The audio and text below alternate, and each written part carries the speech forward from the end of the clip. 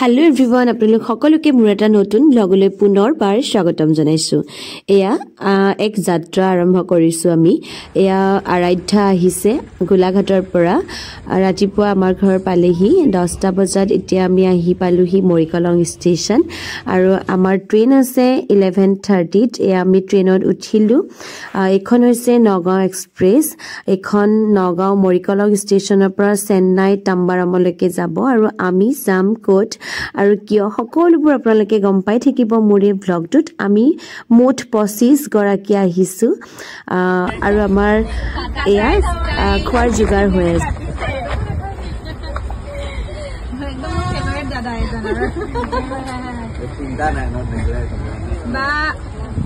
মানে কৈছো মুখত বুলি নহয় এনো এই দাদা নিচিনা মানে নিজৰ দাদা নাই বুলি অনুভৱ কৰিবলৈ নিদিয়া মানে লগ পোৱাৰ পৰা আৰু ভোট জলকীয়া দিয়া আছে নে চামুচ এখন দিয়া হাই দি দিও হাই দি দিও বুঝলা দে হাই দিয়ে দাদা বিজি কামত মই মানে ঘৰপা কি লৈ আহিছা নিজা আমি ৰুটি মাংস খালো বিৰিয়ানী খালো দুপৰীয়া ভিডিঅ' কৰা নহয় বনাই আনিছিলো এইফালে বেচিবলৈ আহি আছে তাৰপিছত এতিয়া আমি গৈ আছো ৰাতি পৰিৱেশ দেউতা শুই আছে আৰু আমি পৰা নগাঁও ষ্টেচনৰ পৰা ভুৱনেশ্বৰ গৈ আছো। আজি শুক্ৰবাৰ ফ্ৰাইডে আৰু ইয়াত ট্ৰেইন আছিলে আমি 11:30 আছিলে ট্ৰেইন আৰু এখন ৰাতি আমি কাইলৈ গৈ পাম মানে ছেটাৰডে। অ'কে ওপৰত কোনো নাই ইয়াত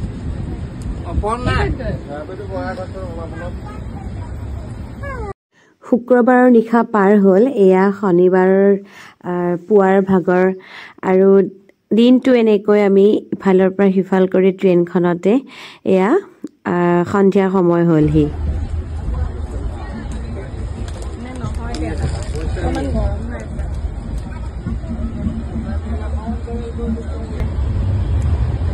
ৰাতিও খুচে পুৰা দিছো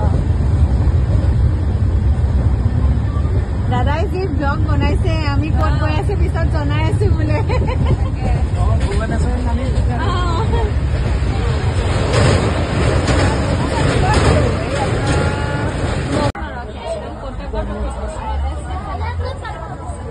এয়া বালেশ্বৰ পালোহি।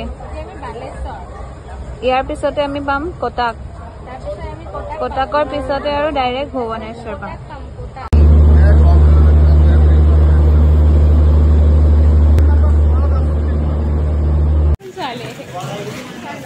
আমি আহি ভুৱনেশ্বৰ পাই গলোহি।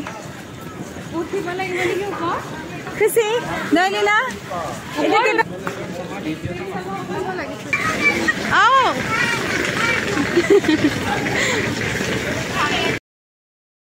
ভুৱনেশ্বৰ ষ্টেচন আমি ছেটাৰডে নাইট ৰাতি পালোহি। অলপ ট্ৰেইনখন লেট হ'ল আৰু এনেকৈ আমাৰ কাৰণে গাড়ী আগতে বুকিং কৰা আছিল যিহেতু তেওঁলোক ৰৈ আছিলে। আমি ভুৱনেশ্বৰৰ পৰা পুৰীলৈ আহিলো আৰু প্ৰায় 1 ঘণ্টাৰ ডিষ্টেঞ্চত আহি পালোহি। এয়া আমাৰ হোটেল পালো। আপোনালোকে যদি বিচাৰে ডাইৰেক্ট নগাঁও মৰিকলং ষ্টেচনৰ পৰা এনেকৈ চেন্নাই যোৱা ট্ৰেইনত আহিব পাৰে। এখন ভুৱনেশ্বৰৰ পৰা এনেকৈ পুৰীলৈ আহিব পাৰিব। আশা কৰোঁ আপোনালোকে মোৰ এই ব্লগটো চাই ভাল পালে। Thanks for watching my channel.